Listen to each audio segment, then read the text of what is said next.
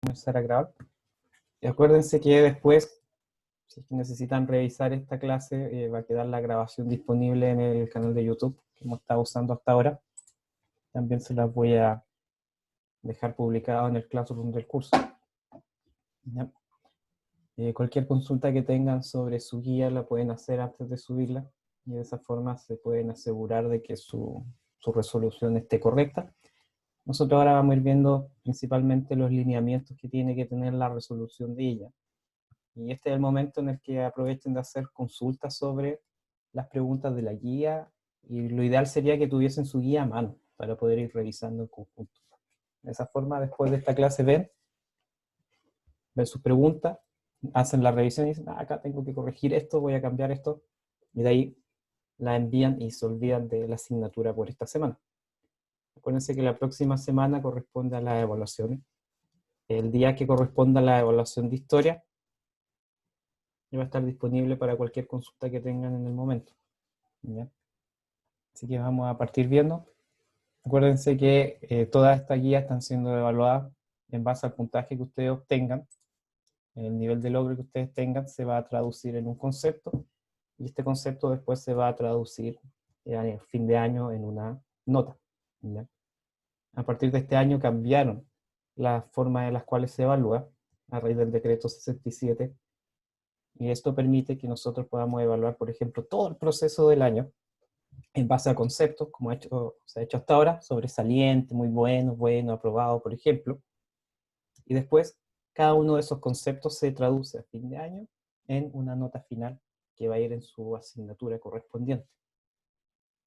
Y acá se va a considerar el trabajo que ustedes han hecho en las guías, lo que han enviado al Classroom, más los resultados de las evaluaciones, y eso finalmente va a dar su promedio final. Que a grandes rasgos y a simple vista, por lo menos en historia, el caso de ustedes ha sido bastante bueno. La participación que han tenido, el desarrollo de sus guías, han estado a la altura de las circunstancias, pese a todas las dificultades que puede haber, así que ahí va unas felicitaciones para ustedes por el trabajo que han hecho hasta ahora.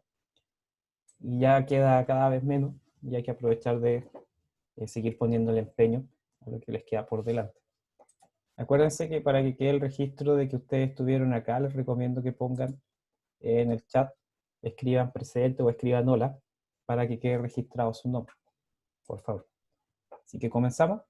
La pregunta número 1 de la guía está relacionada principalmente a caracterizar cada una de las etapas que están descritas en la guía. ¿Ya? Por eso es que, por ejemplo, en la primera se habla de la implantación de este sistema. En la clase que nosotros tuvimos la semana pasada trabajamos los mismos temas que están acá en la guía, pero los fuimos ordenando de una forma un poco más, podríamos decir, extensa, porque lo que aparece en ella es bastante poco en comparación a todo el contenido y toda la información que tiene cada etapa. Por ejemplo, la primera tiene que ver con caracterizar esta primera etapa, en la cual se habla de la implantación de este sistema. Y aquí las ideas principales que ustedes deberían recalcar, y en las que se debería basar esta caracterización que ustedes van a hacer de esta etapa, debe estar relacionado principalmente, ¿cierto?, con la aplicación de este sistema económico, podríamos decir social de mercado, y también una característica fundamental de esta etapa está relacionada con la privatización de las empresas estatales y con cómo el Estado va a ir perdiendo cada vez más peso dentro del sistema económico.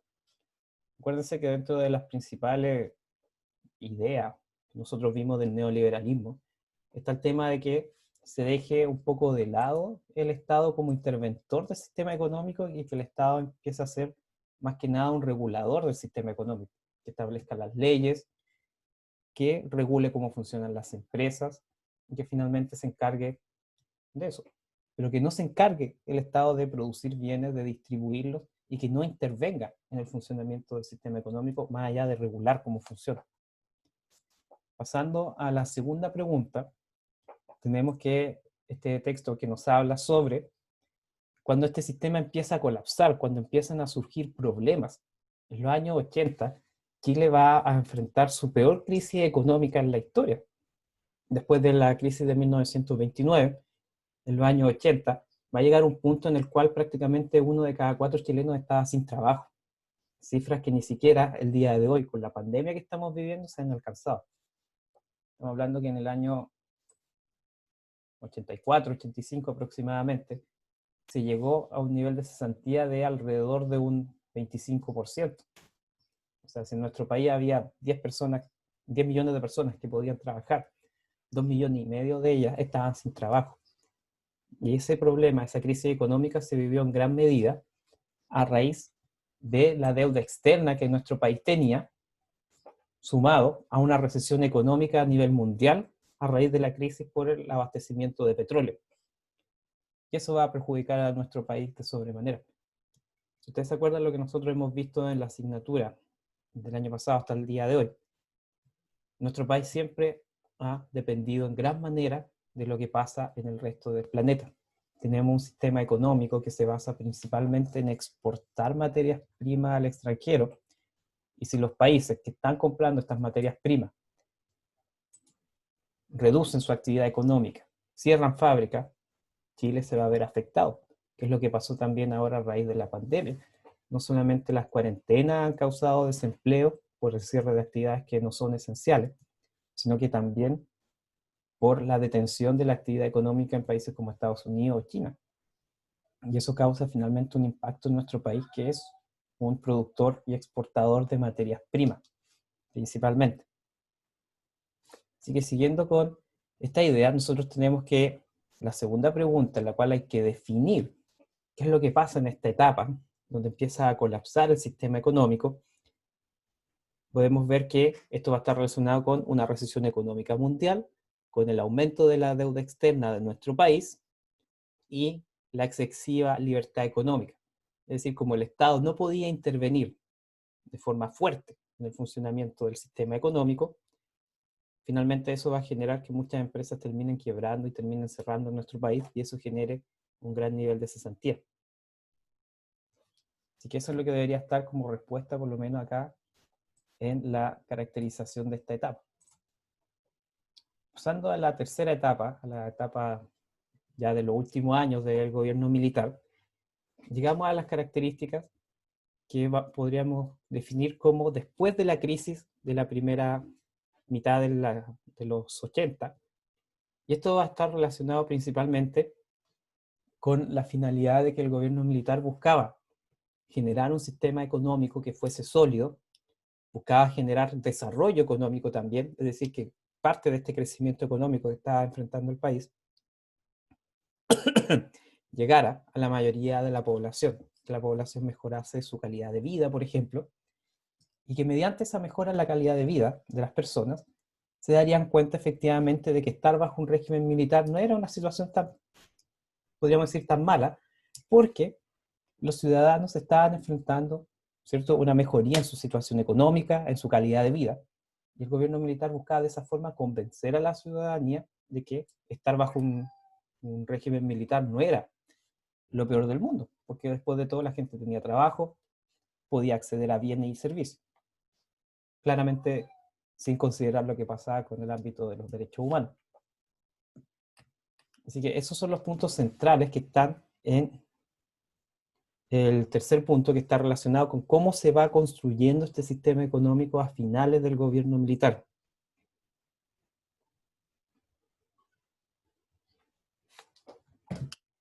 Pasando a la última parte, que está relacionada con esta actividad complementaria, donde aparecen estos gráficos.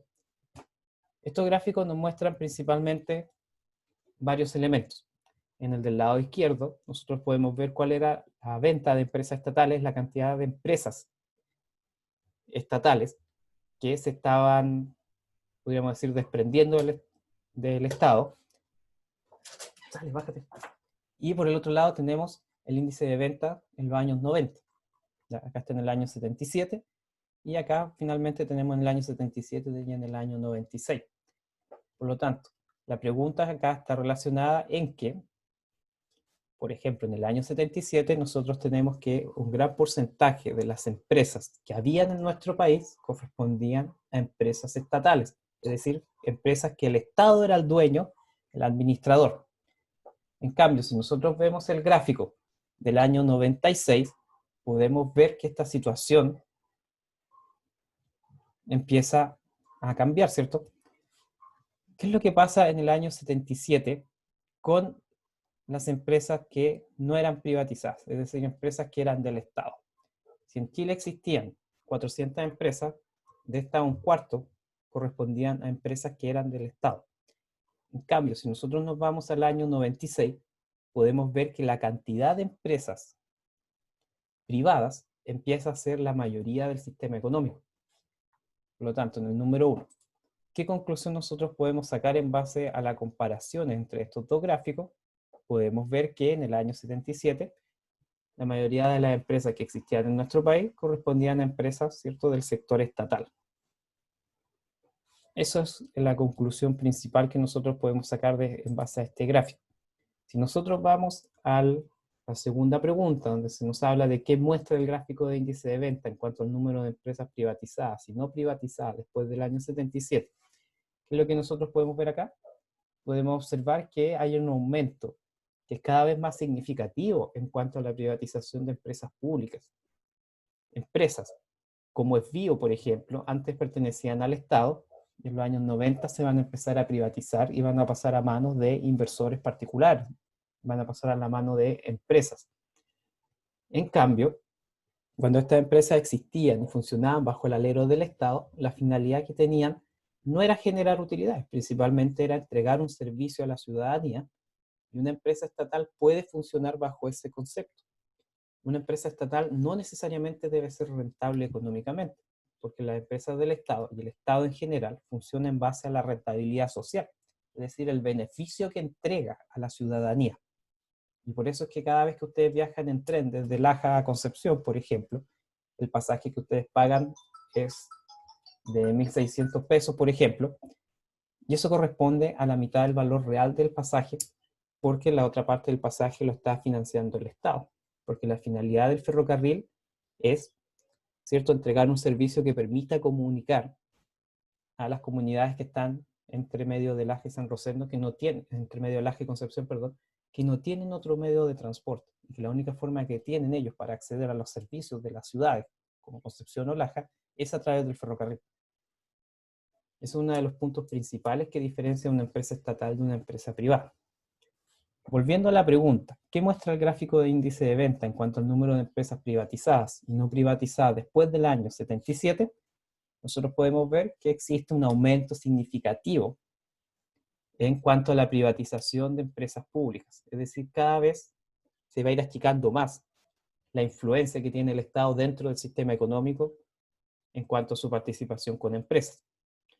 Y esto está relacionado con una política económica neoliberal, en la cual el Estado busca reducir su tamaño, y para reducir su tamaño el Estado se va a ir desprendiendo de estas empresas que antes eran administradas por el Estado, ahora van a pasar a manos privadas. Y esto también va a servir para que el Estado de Chile recaude dinero. En los años 90 nuestro país necesitaba mucho dinero para llevar a cabo políticas fiscales, políticas sociales, por ejemplo, como era la construcción de escuelas, mejorar los hospitales, y para esas cosas va a necesitar dinero. ¿Y de dónde va a obtener dinero el Estado? Principalmente vendiendo empresas que eran administradas por él. Y lamentablemente, el Estado siempre se ha visto a lo largo de la historia, no es la persona más, la institución en realidad, más eficiente al momento de administrar recursos. Porque como el Estado no funciona bajo esta mecánica de ser rentable económicamente, sino de ser rentable socialmente, muchas veces las empresas pueden seguir funcionando aunque pierdan dinero. Y eso a largo plazo trae el colapso del sistema económico, como sucedió en la Unión Soviética. Así que pasando a las siguientes preguntas, por ejemplo, la número 3, acá está relacionado con la percepción que ustedes pueden tener frente a la privatización de empresas de servicios que eran fundamentales. Por ejemplo, Entel era la empresa nacional de telefonía de nuestro país, que era una empresa estatal que se encargaba de entregar el servicio, ¿cierto?, de comunicación a las personas y a todos los, podríamos decir, a todas las organizaciones que existían en nuestro país. Y Chilectra, que también era una empresa de capitales estatales, que si ustedes ven el nombre tiene que ver con una mezcla entre Chile y electricidad. Estas empresas de servicios básicos, al momento que se privatizan, siempre se ha hablado, nosotros podemos ver que en el momento que se produce la privatización de empresas como Entel, Chilectra o Esbio, ocurre una consecuencia positiva y una consecuencia negativa. Si yo miro el lado positivo de la privatización de una empresa estatal, por ejemplo, en el momento que Esbio se privatiza, la ventaja que tiene es que al ser una empresa privada va a administrar de forma más eficiente sus recursos, y esa misma administración eficiente de recursos permitió que Esbio, por ejemplo, pudiese construir plantas de tratamiento de agua servida a lo largo y ancho de la región del Biobío. Y el día de hoy Chile es uno de los países que tiene la mayor tasa de tratamiento de agua servida a nivel mundial. De hecho, si nosotros comparamos los índices que tiene nuestro país con países como Brasil, no me parece que la Ceci esté intentando entrar. Felipe, dígale que intente de nuevo, que lo intente nuevamente, porque no me ha aparecido la Que le notificación. sale que como que usted le expulsó, pero no puede entrar.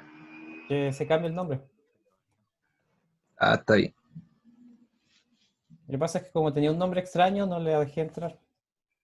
Recuerdo cuando te baneaban en el Minecraft, Claro, como, algo como así. por una... Ya, volviendo al punto anterior, por ejemplo, cuando Esbio se privatizó, esto permitió que la empresa accediera a líneas de financiamiento que solamente reciben empresas privadas. Como Esbio puede, al momento de privatizarse, puede aumentar también el costo que le va a cobrar a los usuarios, esto permitió que la empresa pudiese llevar a cabo grandes inversiones en cuanto al tratamiento del agua servida y a la potabilización del agua. El Estado no tenía el dinero para hacer esa modernización y se requería modernizar esta empresa. Actualmente, como les decía antes, nuestro país tiene alrededor de un 98% de tratamiento de las aguas servidas. Es una de las tasas más altas de América. Países como Brasil apenas tratan el 40% de su agua servida. Es decir, por ejemplo, Brasil, el 60% del agua que se utiliza en las casas en Brasil termina yéndose al río sin ningún tipo de tratamiento, lo cual contamina el medio ambiente, los ríos y destruye el hábitat de cientos de especies. Pero en cambio, como nuestro país llevó a cabo este proceso de privatización, las empresas pudieron invertir y ir mejorando el servicio. Claramente, si yo lo miro desde el otro punto de vista, podría decir, no, está mal. ¿Por qué? Porque al momento que una empresa privada empieza a prestar un servicio que es básico, la empresa privada va a funcionar, ¿cierto?, bajo la lógica de que tiene que ganar dinero. Por lo tanto, funciona con fines de lucro. Acá la respuesta que ustedes entreguen, independiente del punto de vista que ustedes consideren, va a estar correcta siempre y cuando utilicen argumentos que estén relacionados con lo que nosotros estábamos hablando hasta ahora. Si ustedes plantean que la privatización de empresas fue una buena medida porque permitió un mejor uso y administración de los recursos del Estado, está súper bien. Y si ustedes plantean la otra perspectiva de que está mal privatizar empresas de servicios básicos porque finalmente el consumidor es el que se termina viendo afectado, de que las empresas funcionan bajo una lógica de utilidades con fines de lucro, también está bien esa perspectiva. Pero lo que yo les puedo decir desde un punto de vista histórico y de análisis en base a lo que nosotros podemos ver y comparar entre distintos países, la privatización de empresas, la competencia entre privados siempre va a llevar a la innovación y a la eficiencia. Es cosa que nosotros veamos lo que pasa en países donde las empresas son estatales. Normalmente países donde las empresas son estatales y las administra el Estado, el servicio que entregan es deficiente y no existe competencia, por lo tanto no hay ninguna motivación para que las empresas vayan innovando. Así que desde esa perspectiva, si ustedes me preguntaran a mí, yo diría que es bueno que se privaticen las empresas porque de esa forma hay mayor competencia y la administración y uso de recursos es más eficiente. Pasando a la pregunta número 4, ¿se puede afirmar que el aumento de las empresas privadas durante estos años habrá significado un mejoramiento de distribución de la riqueza entre los chilenos? Acá la pregunta también podría estar eh, relacionada con cualquiera de esas dos perspectivas. Porque cuando nosotros hablamos de que una empresa va a administrar los recursos de una forma más eficiente, no necesariamente va a significar que eso sea un beneficio para los consumidores finales. Así que desde ese punto de vista ustedes podrían argumentar eso. Como también podrían plantear que finalmente las empresas privadas, como tienen como finalidad el lucro, las ganancias finalmente solamente van en beneficio de las personas que son dueñas de estas empresas. Pero estas empresas de servicios básicos no serían un buen ejemplo, principalmente porque, por ejemplo, las empresas eléctricas por ley no pueden tener más allá de un 15% de rentabilidad. Y de hecho esta rentabilidad se va a bajar a un 8%. Por lo tanto, tener una empresa de distribución eléctrica no va a ser el mejor negocio del mundo, porque tus utilidades van a estar reducidas solamente a ese 8%. Así que desde esa perspectiva, cualquiera que sea el planteamiento que ustedes entreguen, siempre y cuando esté fundamentado, va a poder ser considerado como una respuesta correcta. No sé si tienen alguna duda hasta ahora, que ahora vamos a pasar a ver los puntos principales de la evaluación que ustedes van a tener la próxima semana. ¿Cómo se encuentran de preparados para la prueba de la otra semana? Depende, ya que la prueba pasada estaba toda rara. Es que Sí. ocupan un vocabulario como que nunca vemos en clase, según yo. Yo Para todo mí el se día. me hace complicado responderla, ya que como que no entiendo nada. Veamos la prueba. Sí, como que no es como la materia que está difícil, sino como comprender la pregunta, como Sí, eso es. de qué está hablando, como una cosa así. Le falta el contexto en la evaluación. Sí, Sí, una cosa así. Lo que nosotros podríamos hacer, bueno, como adelanto, si se acuerdan, la prueba pasada tuvo algunos